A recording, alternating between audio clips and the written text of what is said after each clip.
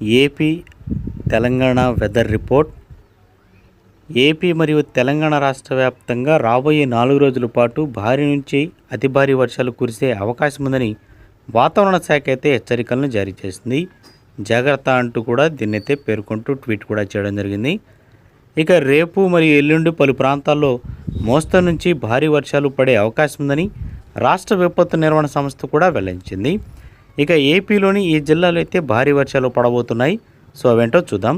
ముందుగా శ్రీకాకుళం, విజయనగరం, పార్వతీపురం మన్యం, అల్లూరి మరియు సత్యసాయి, అన్నమయ్య, గుంటూరు, పల్నాడు, ప్రకాశం జిల్లాలో భారీ నుంచి అతి భారీ వర్షాలు కురుస్తాయని ఎన్టీఆర్, కృష్ణా, గుంటూరు, బాపట్ల, తిరుపతి మరియు ఏలూరు, కర్నూలు, నంద్యాల, అనంతపురం ప్రాంతాల్లో చెదురుముదురు వానలు లేదా ఓ రకమైన మోస్తరు వానలు కురిసే అవకాశం ఉందని వాతావరణ శాఖ అయితే పేర్కొంది.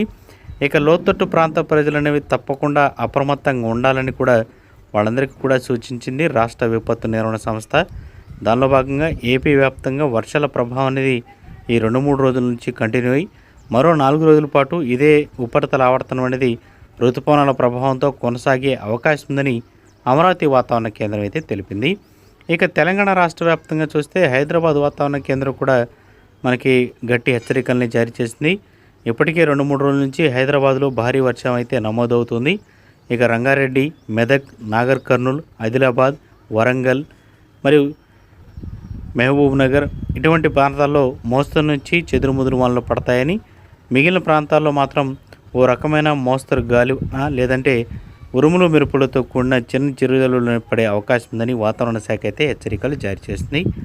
మరి మీ ప్రాంతంలో, మీ జిల్లాలో లేదా మీ గ్రామంలో వర్షం పడుతూ ఉంటే మాత్రం కింద కామెంట్ సెక్షన్లో మీ ఏరియా పేరు అనేది మెన్షన్ చేసి కామెంట్ చేయండి. సో తోటి వారు కూడా కొంచెం పక్కనే ఉన్నవారు హెల్ప్ఫుల్గా అయితే చేసిన వారు అవుతారు.